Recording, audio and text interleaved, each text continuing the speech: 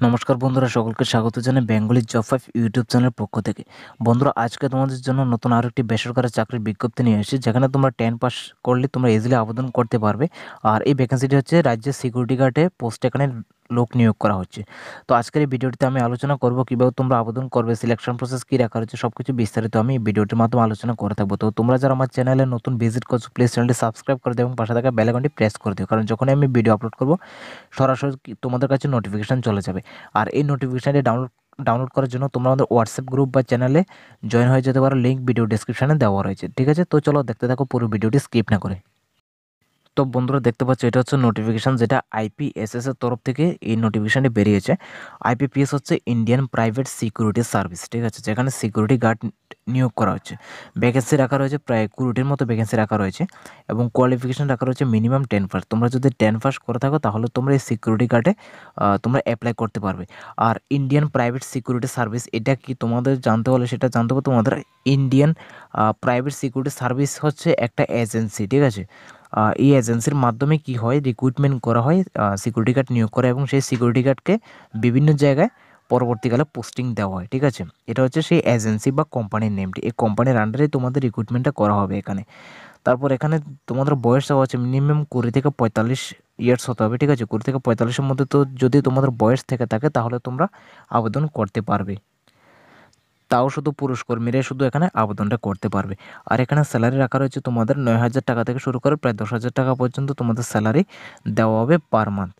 আর তাছাড়া কোনো benefits, PF বা ইপিএফ এসব কোনো বেনিফিটস এখানে লেখা নেই।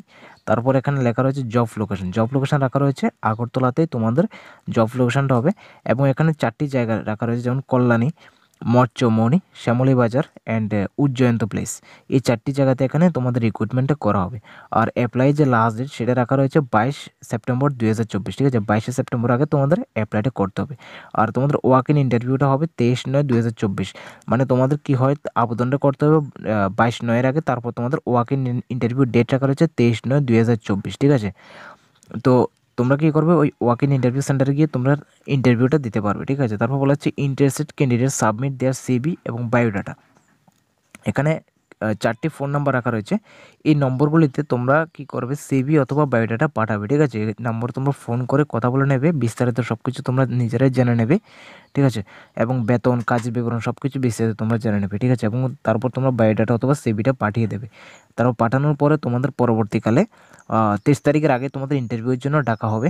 অ্যান্ড যদিও সিভি বা বায়োডাটা পাঠানোর পর যদি ইন্টারভিউতে যদি ডাকানো না হয়ে থাকে, তাহলে তোমরা এই নম্বরগুলিতে ফোন করে বা মেসেজ করে জিজ্ঞেস করে নেবে যে তোমরা সিভি তো পাঠিয়েছো, যে তোমরা ইন্টারভিউতে আসবে কিনা। ঠিক আছে, সব কিছু বিস্তারিত খুলে কথা বলবে। ঠিক আছে, তো এটা হচ্ছে তোমাদের কোয়ালিফিকেশান বা এজ লিমিট সব কিছু বিস্তারিত তোমাদের বলে দিয়েছি। আর তাছাড়া এখানে যে অ্যাড্রেসটি রাখা রয়েছে সেটি হচ্ছে মিলন সংঘ বরদোয়ালি, বিপণী বিতান, 2nd floor, Kali Mandir, Agartala, Bardowali, Agartala 7990। Flyover pillar number রাখা হচ্ছে 12। ঠিক আছে, 12 ফ্লাইওভার ফিলার নং 12-এর পাশাপাশি এখানে এই অ্যাড্রেসটি এই অফিসটি অবস্থিত, আইপিএসএস অফিসটি অবস্থিত। ঠিক আছে, তো এটা হচ্ছে রিক্রুটমেন্ট প্রসেস, সব কিছু বিস্তারিত তোমাদের বলে দিয়েছে। আর কোনো কিছু জানার থাকলে তোমরা মেসেজ করতে পারো, অথবা তোমাদের নিচে দেওয়া যে নম্বরগুলি রয়েছে এই নম্বরগুলিতে যদি কোনো তোমাদের কোয়েরি থাকে সেগুলো এই নম্বরগুলিতে মেসেজ করে যদি জেনে নাও, তাহলে তোমাদের জন্য বেটার হয়। কারণ আমাদের থেকে সবচেয়ে বেটার তারাই বলতে পারবে, যেহেতু তারা রিক্রুটমেন্টটা তারাই করছে। ঠিক আছে, তো তোমাদের যদি কোনো কিছু জানা থাকে তোমরা নিচে দেওয়া এই নম্বরগুলিতে তোমরা মেসেজ করে জেনে নেবে। ঠিক আছে।